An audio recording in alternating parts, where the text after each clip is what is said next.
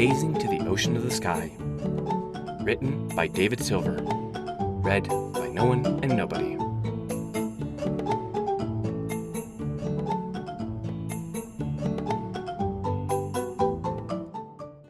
Chapter 42. Breaking Bread. Indigo's eyes wandered around the cottage until they settled on a small creature. Rabbit. It was called that, he was certain, and it was a kind of small, furry, dry fish, similar to a mouse, but bigger, with larger ears. "Hello, Rabbit." The rabbit approached him and looked up at him.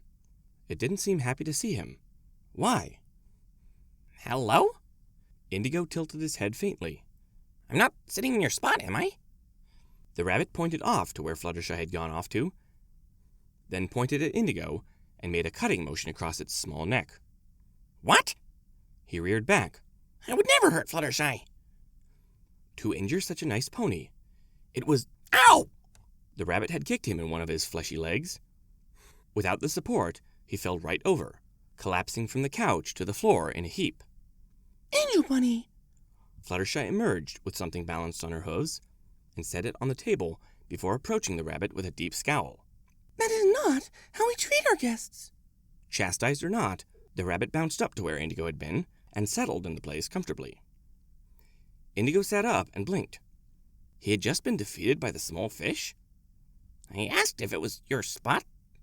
The smell of the food distracted him, though, and he looked over at the table.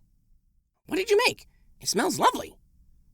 "Oh, Fluttershy suddenly looked nervous. I thought, since you're a sea pony and all, I would, make something you'd like." Indigo made hasty steps over to rear up and peek into the ceramic bowl.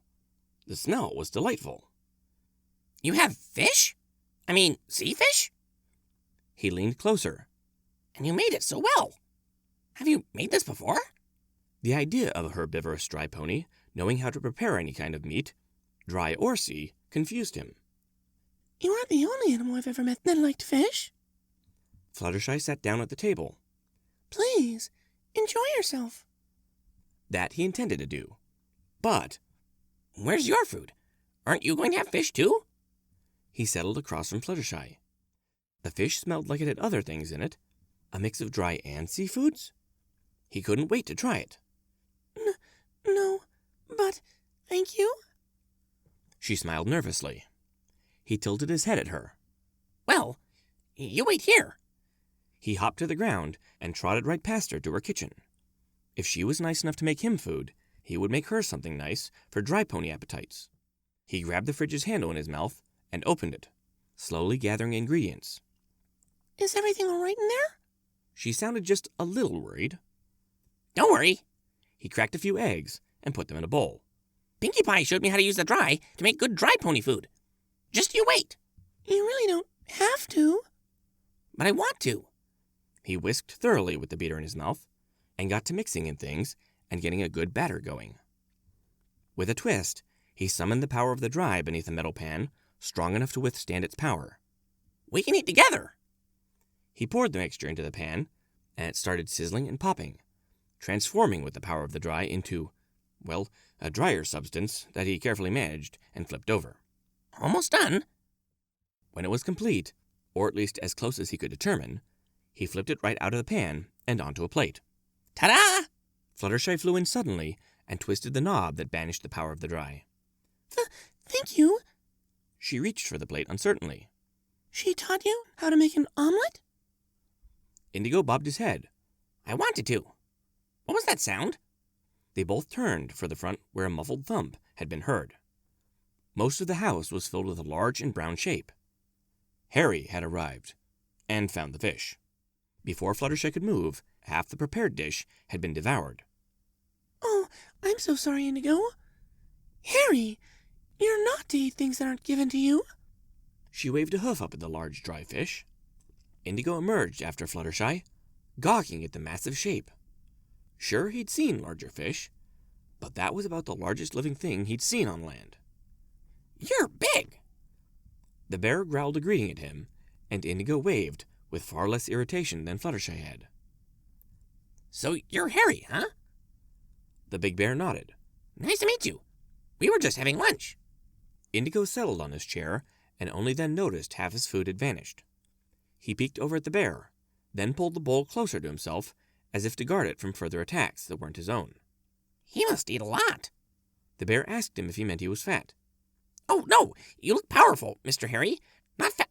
His words were cut off as he stuffed some of the fish into his mouth. It tasted just as lovely as it smelled. Not fat at all. Talking and eating was hard, and he focused on stuffing his mouth with the delicious food Fluttershy had made him.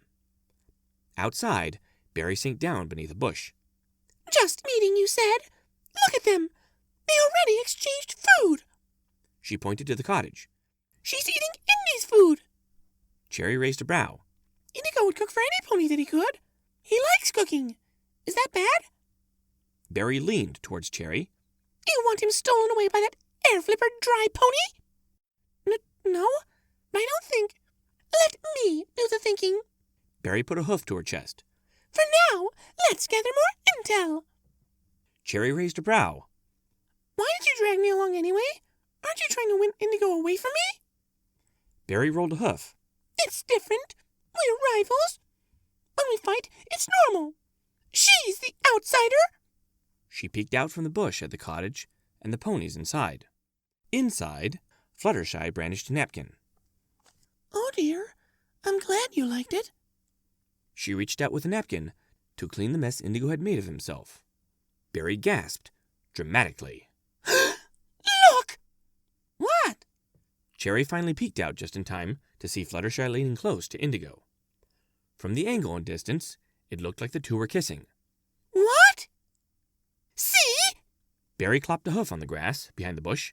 She's stealing our precious Indy. Cherry went a nice red color as she backed away from the sight. If this is what he wants... No! Barry wheeled on Cherry. We can't give up that easily. I'm going to march in there and demand that dry pony back away from Indy. She rose to her full height and started stomping towards the cottage, only for one of her fins to be caught in Cherry's mouth. She was hauled back out of sight in a flash. Hold up! If he likes her, then we should let him. Barry thrust a hoof towards the cottage. She's just taking advantage of him. She can speak to odd fish too, and she's using it to her advantage. Oh no, a pony with similar interests is using the shared interest to get closer to a pony. Cherry rolled her eyes. How devious. See? Barry was completely blind to the faults in her logic. You go if you want to, but I will defend my Indy. Cherry grumbled to herself as she trotted off back towards the train. At least trains made sense. She just had to finish fixing that one. It was a lot easier to figure out than colts, or the fillies that chased after them. Not like she even wanted. Barry scowled at the departure of her rival, then cleared her throat before she rose up, ready to face the intruder on her love life. Prepare to deal with Seaberry. She emerged from the bush to find a rabbit parked directly in front of her, staring at her. Hello, small dry fish. She moved to skirt around it, but it moved to be in her way no matter which way she turned. Landfish, get out of my way. It shook its head. It understood her, but refused to obey. On one hoof, it understood her. That was good. On the other, it was being annoying on purpose. Move aside. She lashed out a hoof and knocked the small creature away as she stomped past, only to find the world spinning around her as she crashed to the ground. She looked back and saw the creature had, somehow, stolen her back legs. How had it even detached them? Give those back. The rabbit saluted at her before bouncing away, her legs in its dirty little grasp. It jumped into another bush and was gone even as she sat up. She was stranded, in the middle of the dry, with no way to get around, but to drag herself around. This was far from ideal. Inside, food was complete, and Fluttershy worked to remove the plates from the table. Thank you for the eggs. They were very well made. Indigo blushed a little. She said it was one of your favorites. Fluttershy blinked and fled with the dishes, coloring as she went. Indigo looked up at Harry. So, Fluttershy's friend. He growled affirmatively. She seems nice. He nodded at Indigo, then pointed at him. What sort of animal was he? Wondered the bear. Oh, I'm a sea pony. I came from the ocean. Indigo bobbed his head. And you are Harry? From the forest? Harry nodded in agreement before reaching for Indigo. Indy didn't move, and he began stroking his long tail, apparently fascinated by it. Having a bear petting his tail proved to be ticklish, and Indy began to giggle as Fluttershy returned. Aw, you two are getting along. She approached at an easy rate. Harry, why don't you take Indigo out for a walk? Indy blinked. Where would we be walking? Harry pointed at himself. To his home, of course. Fluttershy nodded. He's a very gracious host. To see the landfish's den sounded fun, and Indigo bobbed his head. Sure. Oh, Fluttershy, I still want to meet all your other friends and, trade notes. Fluttershy tilted her head at him as if he'd just suggested an odd thing. Well, see. I hope you have fun. Indigo moved for the door, only for the floor to retreat away beneath him. Harry had hefted him right up onto the bear's shoulder and carried him out. It seemed dry swimming would not be required. Indy blinked as he saw Barry on the ground, devoid of her dry swimmers.